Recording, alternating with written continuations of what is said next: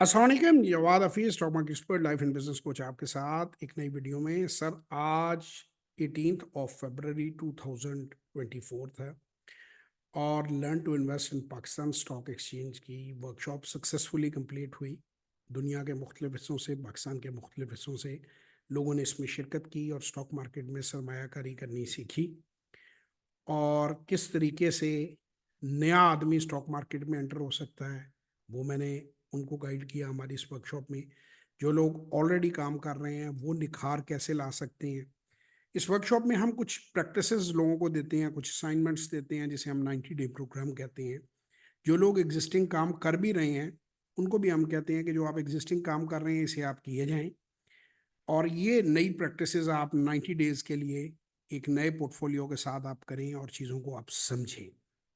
देखिए, चंद बातें मैं आपकी गोशगुजार करना चाहूँगा इस वीडियो में कि मेरा मकसद इसको लेके मैंने पहले भी अपडेट दी है कि मेरा मकसद जो है वो ये है कि पाकिस्तान के अंदर फाइनेंशियल लिटरेसी जो है वो बढ़े, लोग स्टॉक मार्केट के बारे में जाने, इसको एक बिजनेस एवेन्यू, एक सोर्स ऑफ पैसिव इनकम, एक सॉलिड बिजनेस की शक्ल में देखें बजाय इसके कि इसको एक सट्टा बाजार समझें।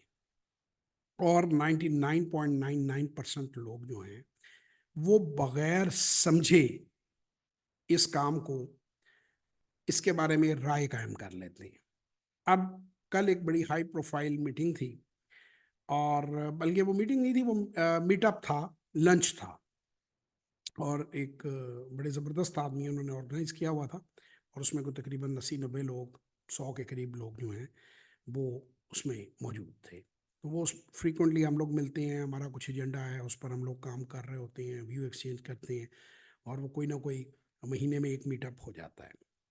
वहाँ मुझे एक साहब मिले, वो जानते थे और मुझे आजकल अक्सर साहब लोग मिलते हैं, वो आके मुझे ये सवाल करते हैं, स्टॉक मार्केट तो क्रैश हो गई। तो मैं हंसने लगता हूँ, मैंने कहा अच्छा। मैं उन्हें कहता हूँ कि जब वो 38,000 पे थी, वहाँ से 65,000 पे चली गई और 65,000 से वो 60,000 पे आ गई, तो वो 38 पे क्रैश थी, 40 पे क्रैश थी या 65 से 60 पे आके क्रैश हुई। और फिर मैं उन्हें ये पूछता हूँ कि आप किन ग्राउंड्स पे कह रहे हैं। देखें, स्टॉक मार्केट्स ने ऊपर नीचे जाना है, स्टॉक मार्केट्स कभी भी साकिन नहीं होती। और आज ही पीटर लिंच की मैं आज की वर्कशॉप में एक कोटेशन जो है मैं उसकी वो कोट कर रहा था, जो ये बता रहा था कि जो मार्केट में जब गिरती है मार्केट तो वो अपॉर्चुनिटीज होती। अच्छा, उसके बाद उन्होंने मुझसे ये कहा कि जी मैंने जो है वो, मेरे तो जिस दोस्त ने भी, 3-4 दोस्तों ने इस काम किया और इसमें उन्होंने बड़ा नुकसान उठाया। मैंने कहा जी इसमें 99% लोग जो हैं वो नुकसान करते हैं, लेकिन आपने कभी सोचा है कि लोग नुकसान क्यों करते हैं? कहते हैं ये जो शायद ये काम ही ऐसा है इसमें सबको नुकसान होता है। मैंने कहा अच्छा, अगर सबको नुकसान हो रहा है तो क्या दुनिया का कोई काम ऐसा हो सकता है कि जिसमें लगातार हर एंटर होने वाले को नुकसान हो रहा हो और वो चलता जा रहा हो?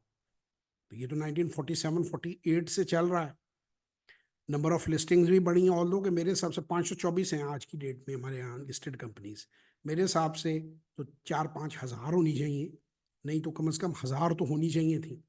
उतनी नहीं है जितनी होनी चाहिए, लेकिन हैं 45 अरब रुपए की एनुअली पिछले 10 सालों की में 450 अरब रुपया पाकिस्तानी जो है वो मार्केट में इकट्ठा हुआ है। 45 अरब हर साल मुख्तलिफ, कोई राइट इशू होता है, कोई नया आईपीओ आता है, कोई नई चीज़ आती है, तो 45 अरब रुपया जो है वो हर साल इंजेक्ट होता है मार्केट में जो लोग लेकर आते हैं। तो अगर इस काम में ये क्वेश्चन है, अब प्रॉब्लम क्या है? प्रॉब्लम ये है कि लोग एक तो इस कारोबार को क्रिप्टो, इस कारोबार को जिसे आप कहते हैं फॉरेक्स और कमोडिटीज के साथ मिक्स करते हैं, जबकि ये एक बड़ा सिंपल बिजनेस है। उन्होंने कहा जी ये कैसे सिंपल बिजनेस है?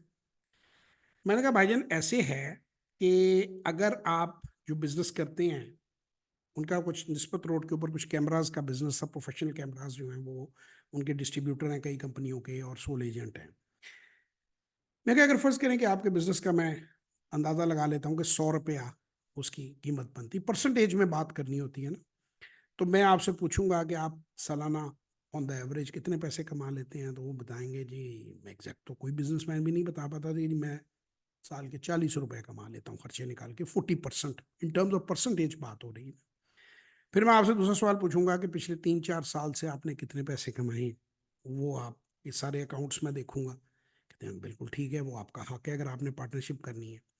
उसके बाद अगर आप मुझसे ये कह रहे हैं कि ये एक्स अमाउंट जो है अगर आप लगा दें तो हमारे पास स्पेस डबल हो जाएगी, हमारे पास इन्वेंट्री डबल हो जाएगी, और ये बेनिफिट्स हो जाएंगे, और इस तरह से मेरा ये सेल प्लान है, और इस प्लान को मैं एग्जीक्यूट करके जो मुनाफा है उसको कई गुना बढ़ा सकते हैं हम, और ये उसका प्लान है।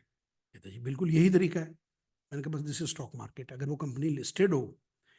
अब अगर मैं बगैर सोचे, बगैर सीखे, बगैर समझे, ब्रोकर के कहने पे मैं किसी भी कंपनी के साथ इन्वेस्ट कर दूं, और ये देखो ही ना कि वो पिछले 3 साल से 4 साल से वो क्या कमा रही है, क्या गवा रही है, उसका ROI क्या है, ROE क्या है, उसमें एनुअल ग्रोथ कितनी है, टॉप लाइन कितनी ग्रो कर रही है, बॉटम लाइन कितनी ग्रो कर रही है, तो कितने परसेंट चांसेस हैं।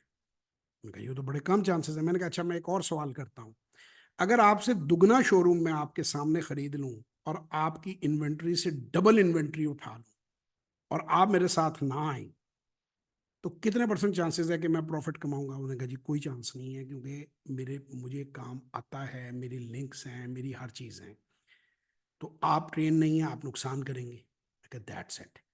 किसी भी काम में कामयाब होने के लिए उसे पहले सीखना पड़ता है, समझना पड़ता है।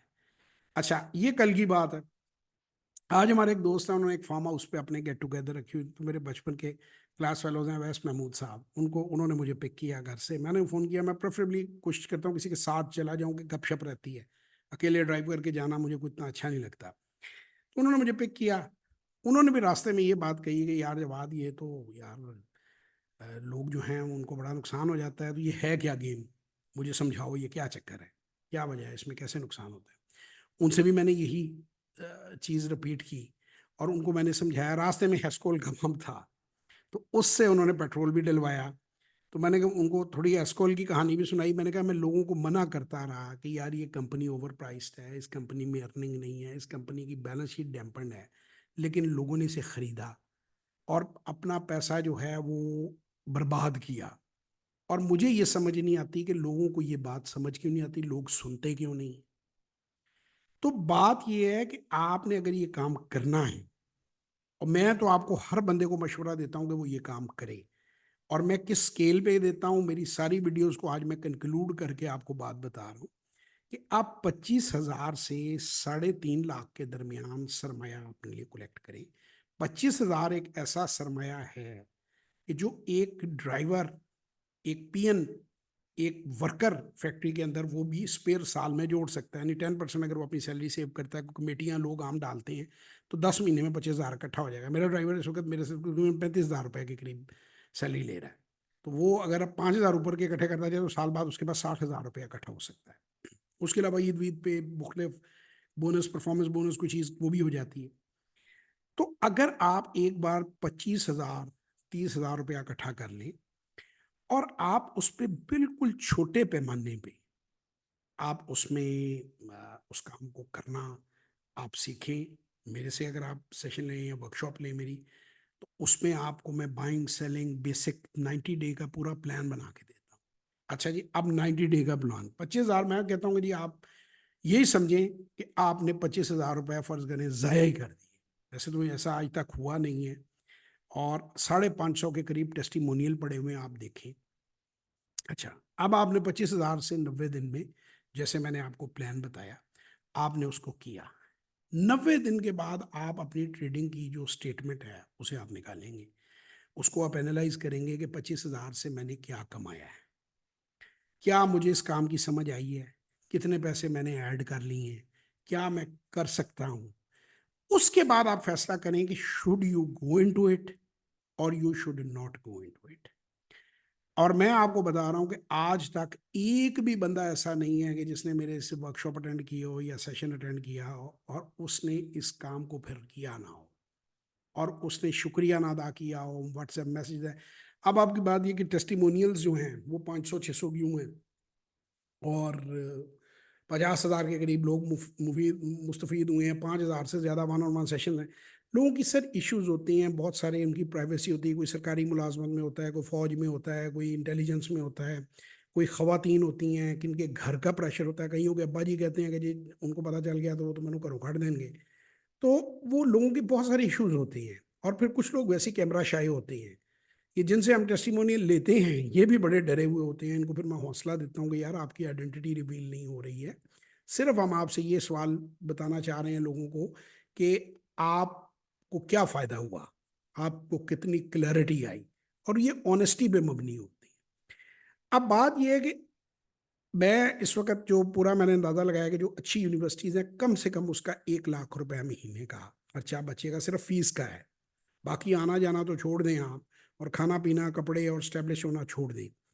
जो सो कॉल्ड अच्छे मम्मी डैडी स्कूल हैं, वो 25,000 से लेकर 1 लाख रुपया महीना, उसके अंदर भी आप फीस देते हैं। तो मैं आप लोगों से एक अपील करता हूँ, कौम ये तब तक बिल्ड नहीं करेगी, ये मुल्क तब तक ग्रो नहीं करेगा जब तक फाइनेंशियल लिटरेसी नहीं आती। हर 5वीं जमात से ऊपर का जो बच्चा है, 12, 15, 14, 16 साल का, 12 साल में मेरा ख्याल है 5वीं जमात में बच्चा पहुंच जाता है। आप 7वीं कर लें, 8वीं कर लें, मैट्रिक कर लें, 16 साल कर लें।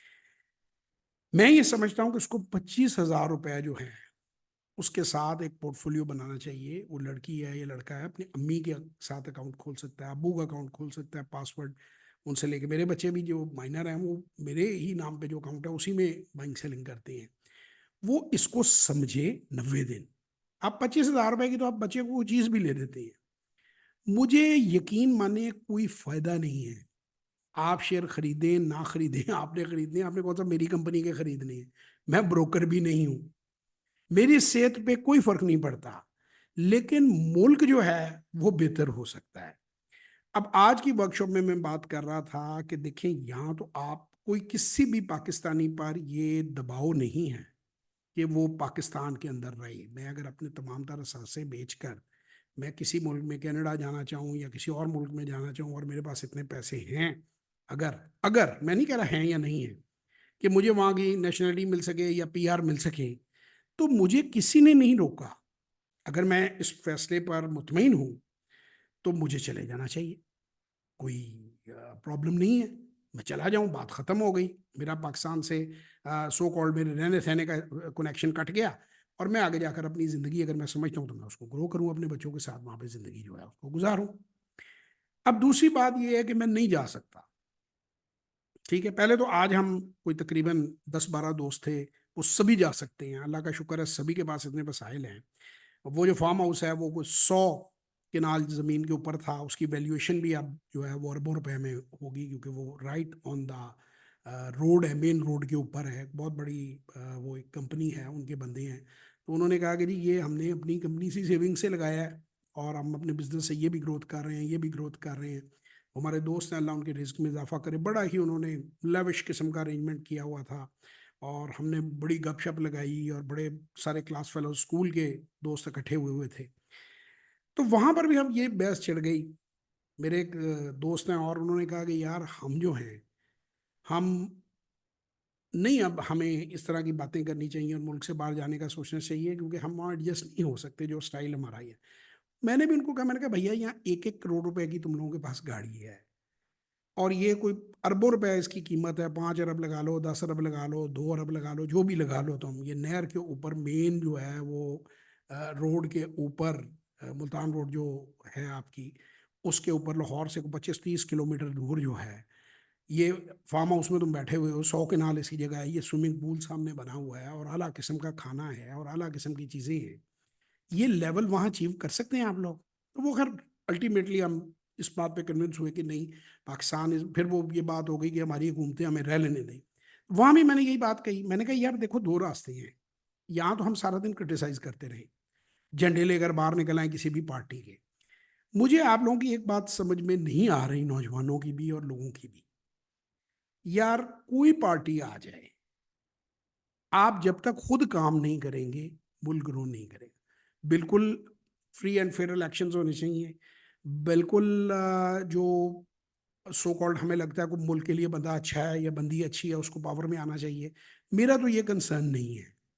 लेकिन मैं आपको एक बात बता दूं, आपके बिजली के बिल इन्होंने नहीं देने, आपके स्कूल की फीस इन्होंने नहीं देनी, आपके माँ बाप के जो मेडिकल बिल्स हैं इन्होंने अदा नहीं करने, यहाँ तक कि आपके खुदा ना खास्ता अल्लाह ना करे आपके कि ख़ानदान में कोई बीमारी आती है या कोई फौत हो जाता है, उसकी तदफीन के अखराजात इन लोगों ने नहीं देने, वो आपने खुद पे करनी। और दुनिया में जन्नत कहीं नहीं। अगर आप अपनी फाइनेंशियल लिटरेसी में इजाफा करते हैं, अपना स्किल लेवल इन्हांस करते हैं, अपनी कमाई के ज़रिए बढ़ाते हैं, आप एक्सपोर्ट करने की कोशिश करते हैं, आप डिजिटल मीडिया मार्केटिंग सीखते हैं, सोशल मीडिया मार्केटिंग सीखते हैं, स्टॉक मार्केट सीखते हैं और इसमें इन्वेस्टमेंट करनी सीखते हैं। स्टॉक मार्केट में मैं आपको एक बात पूरी गारंटी से कह रहा हूँ, जितने लोगों ने मेरे सेशन और वर्कशॉप लिए हैं, आपको दिन में 10 मिनट से ज़्यादा टाइम नहीं चाहिए। ये ब्रोकर आपको मिसलीड करते हैं, मिसगाइड करते हैं। आपको रोज खरीदने बेचने की जरूरत नहीं है। इतनी मिसकॉन्सेप्शन इस मार्केट के बारे में लोगों के जहन में है कि जिसकी हद कोई नहीं है। ये कारोबार है भाई, किसी भी और कारोबार की तरह ये कारोबार है। ये एक और, मैं किसी जगह क्योंकि अब जाता हूं तो लोग ये सवाल बार बार पूछते हैं।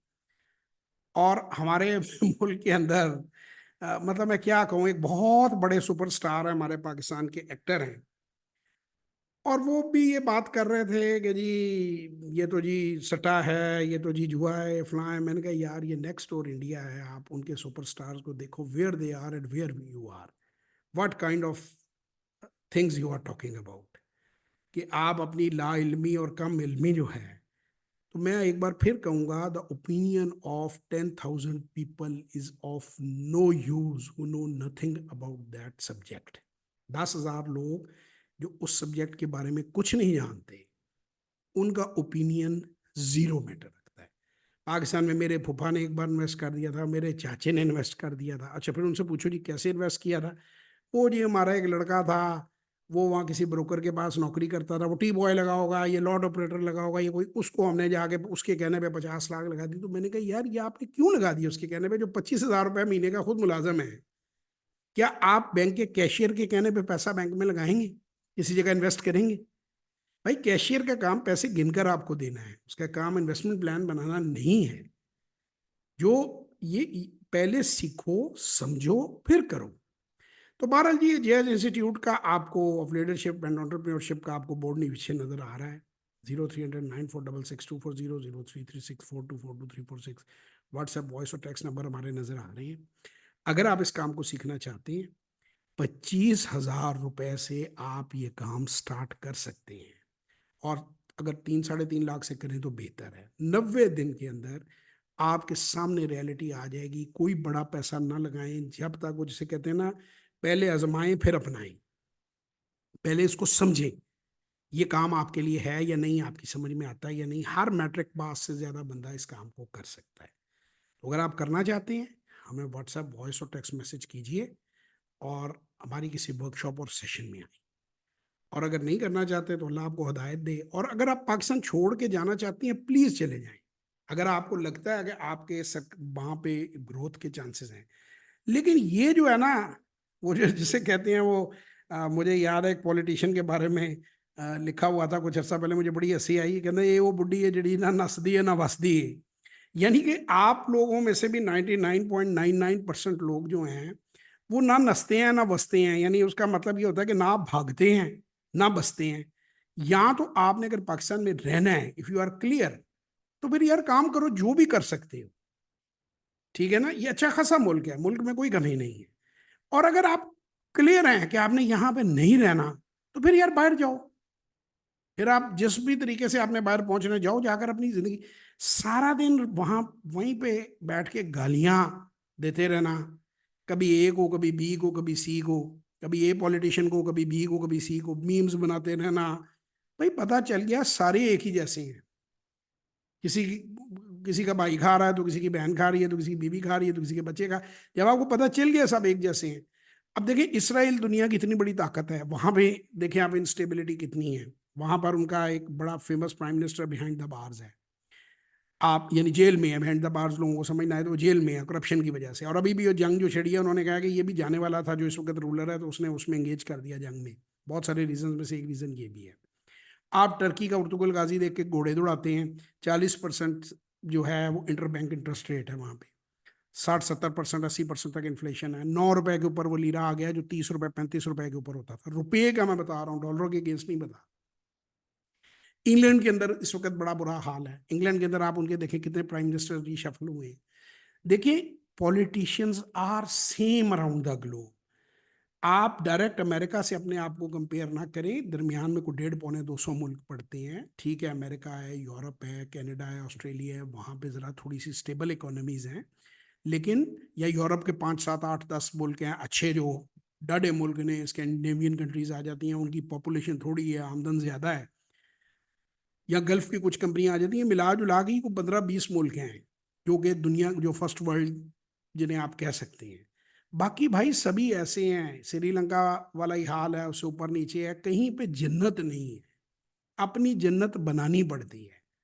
श्रीलंका भी चल रहा है, उसकी स्टॉक मार्केट्स भी चल रही है, उसका बिजनेस भी चल रहा है। 164 मुल्क आज तक डिफॉल्ट कर चुके हैं IMF प्रोग्राम के ऊपर डिफरेंट टाइम्स पे। तो मैं ये नहीं कहता कि डिफॉल्ट करना कोई अच्छी बात है, और अल्लाह ना करे कभी पाकिस्तान डिफॉल्ट करे। ये हमारा मुल्क है और इसमें बड़ी ये वाइब्रेंट इकोनॉमी है। अगर लोग इस पर काम करें तो दे कैन डू वंडर्स। लेकिन अगर सारा दिन मीम्स बनाते रहोगे, सारा दिन पॉलिटिशियन बने रहोगे, इस पर मैं जाते हुए मुझे एक लतीफ़ा याद आ गया, आप लोगों को मैं शेयर करना चाहूँगा। और ये मैं समझता हूँ जो बंदा बढ़ चढ़ के पॉलिटिक्स आपके साथ डिस्कस करता है उसको ये हिस्सा ज़रूर भेजिएगा।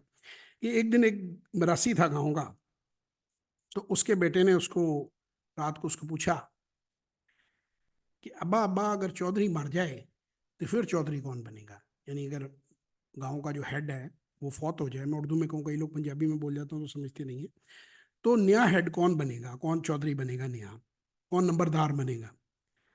तो उसने कहा बेटा, उसका बेटा बन जाएगा। उसने कहा वो भी मर जाए। उसे इसी तरह 8-9 बंदे मार दिए बैठे बैठे। तो उसका मरासी जो है वो कहता है अपने बेटे को कि बेटा सारा गांव भी मर जाए ना तो तू नंबरदार नहीं बन सकता। तो ये जो ज्यादा पॉलिटिक्स डिस्कस कर रहे हैं ना, जिनको ज्यादा कोई चीज तंग करती है, कोई भी किसी भी पार्टी से उनका ताल्लुक हो, उसको आप ये बात उसको बताएं कि बेटे पूरा भी अगर पाकिस्तान में कोई भी बंदा प्राइम मिनिस्टर बनने के लिए ना मिला ना, तब भी तुम्हें नहीं बनाने लगे। तो तुम बेहतर है कि अपनी जो साइकिल है इससे मोटरसाइकिल के सफर की तरफ काम करो, या गाड़ी है तो बेहतर गाड़ी लो, घर है तो बेहतर घर लो, एजुकेशन है तो उस पर फोकस करो, बजाय अपना टाइम जो है वो ज़ाया करने की।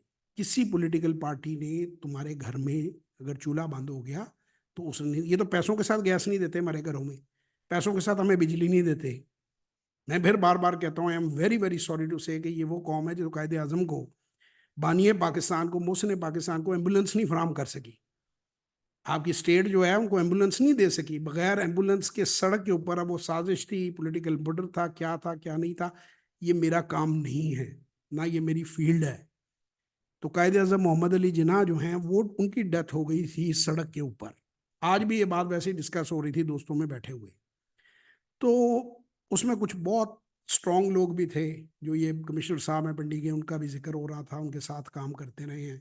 उसमें कुछ आर्मी के भी आला अफसरान थे, कोई और लोग थे, दोस्त थे। तो काफ़ी हमने गपशप उस तरीके से पिछले 1-2 दिनों में लोगों से मैंने लगाई, काफ़ी इंसाइट मुझे मिली कि what is happening. I don't know वो सही बता रहे हैं गलत बता रहे हैं, लेकिन काफ़ी खाका मेरी समझ में आया। तो कंक्लूजन ये था कि जो कायदे आज़म को एम्बुलेंस नहीं दे सकी, वो यार तुझे क्या देगी, तेरे घर का बिजली का बिल क्या देगी।